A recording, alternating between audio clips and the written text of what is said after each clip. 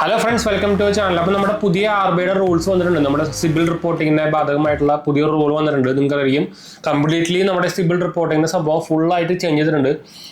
Actually റൂൾസിനെ കുറിച്ച് പറയാൻ just ആകെ റൂൾ മാത്രമേ ഉള്ളൂ. പക്ഷേ നോക്കിക്കഴിഞ്ഞാൽ ഇതിന് ഭയങ്കര നെഗറ്റീവും ഉണ്ട്, ഭയങ്കരമായിട്ട് പോസിറ്റീവ് ഉണ്ടെന്ന് വേണമെങ്കിൽ പറയേണ്ടി വരും. എന്ന് വെച്ചാൽ കസ്റ്റമർ സെൻട്രിക് ആയിട്ട് നോക്കിക്കഴിഞ്ഞാലും അത് നെഗറ്റീവായിട്ട് ബാധിക്കുന്നുണ്ട്, പോസിറ്റീവായിട്ടും ബാധിക്കുന്നുണ്ട്. അപ്പോൾ ഒരു കംപ്ലീറ്റ്ലി പൊട്ട നിയമം എന്ന് ഫുള്ളി അങ്ങോട്ട് അടിച്ചു കയറി പറയാൻ പറ്റില്ല.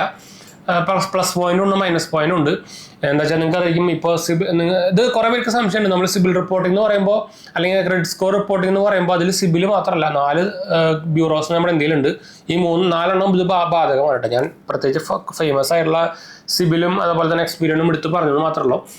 കോമൺ ആയിട്ട് നമുക്ക് ക്രെഡിറ്റ് സ്കോർ റിപ്പോർട്ടിംഗ് എന്ന് വേണമെങ്കിൽ പറയാം സാധനം. എന്താ വെച്ചാൽ നിങ്ങൾക്ക് ഇത്രയും കാലം നമുക്ക് ഒരു മാസത്തിൽ എന്ന് വെച്ചാൽ 30 ഡേയ്സ് ആയിരുന്നു നമുക്ക് സിബിൽ റിപ്പോർട്ടിംഗ് വരാറ്. അതായത് എല്ലാ 30 ഡേയ്സിലാണ് നമുക്ക് സിബിൽ റിപ്പോർട്ടിംഗ് വരാറ്. പക്ഷേ ഇനി തൊട്ട് ഈ ജനുവരി 1 തൊട്ട് തന്നെ 2025 തൊട്ട് തന്നെ നമുക്ക് ഇനി എല്ലാ 15 ഡേയ്സിലായിരിക്കും സിബിൽ റിപ്പോർട്ടിംഗ് വരാൻ പോകുന്നത്. അതായത് നിങ്ങൾ ക്രെഡിറ്റ് കാർഡ് യൂസർ ആണെങ്കിൽ നിങ്ങൾക്ക് ക്രെഡിറ്റ് കാർഡ് ഇഷ്യൂ ചെയ്ത ബാങ്കോ അല്ലെങ്കിൽ ഇൻസ്റ്റിറ്റ്യൂഷനോ അവർ എല്ലാ 15 ഡേയ്സും റിപ്പോർട്ട് ചെയ്യണം.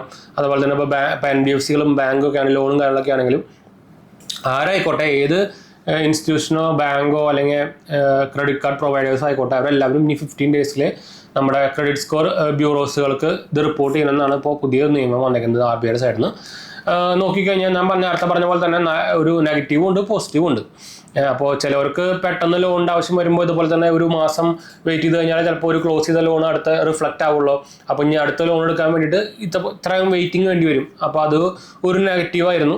അത് മാറി ഇപ്പോൾ പോസിറ്റീവായി കിട്ടുന്ന വെച്ചാൽ ഓൾമോസ്റ്റ് പകുതി ദിവസം കുറഞ്ഞല്ലോ റിപ്പോർട്ടിങ്ങിൻ്റെ. അപ്പോൾ പെട്ടെന്ന് റിപ്പോർട്ടിംഗ് ആവും, പെട്ടെന്ന് സിബിൽ സ്കോർ ഇമ്പ്രൂവ് ആവും, പെട്ടെന്ന് ആൾക്കാർക്ക് ലോൺ കിട്ടും, അടുത്ത ലോൺ കിട്ടും.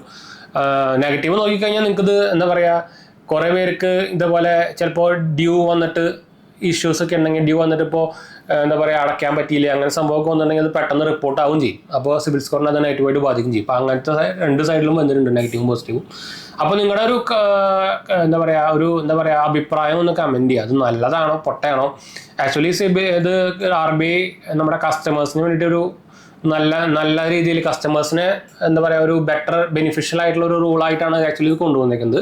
ഇത് നിങ്ങൾക്ക് എത്ര ശരിക്കും നമ്മളൊക്കെയാണല്ലോ കസ്റ്റമേഴ്സ്.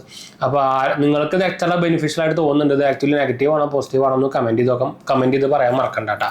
അപ്പോൾ എന്തായാലും നമുക്ക് വൈൻഡപ്പ് ചെയ്യാം. നമ്മുടെ 2 മെയിൻ ചാനൽസ് മാത്രം പോയി കണ്ടുപോകുക, സബ്സ്ക്രൈബ് ചെയ്യുക, സപ്പോർട്ട് ചെയ്യുക, പറഞ്ഞതിലേക്ക് നമ്മളൊന്ന് ഷെയർ ചെയ്യുക. എന്തെങ്കിലും സംശയങ്ങൾ അല്ലെങ്കിൽ കമൻറ്റ് ചെയ്താൽ മതി. നമ്മളെല്ലാ കമൻറ്റ് പോകുന്നതാണ്. നമ്മുടെ 3ാമത്തെ ചാനൽ GSC പോയി കാണാത്ത പോയി കണ്ടുപോകുക, സബ്സ്ക്രൈബ് ചെയ്ത് സപ്പോർട്ട് ചെയ്യാം കേട്ടോ. നമ്മൾ ഇൻസ്റ്റാഗ്രാം പേജിലും ടെലിഗ്രാം ചാനൽ അവൈലബിൾ ആണ്. നിങ്ങൾക്ക് അതിൽ വേണമെങ്കിൽ മെസ്സേജ് ചെയ്യാം. പേജ് ഫോളോ അടിച്ചാൽ മതി. ലിങ്ക് അല്ലെങ്കിൽ ഡിസ്ക്രിപ്ഷനിൽ കൊടുത്തിട്ടുണ്ട്. അടുത്ത കാണാം.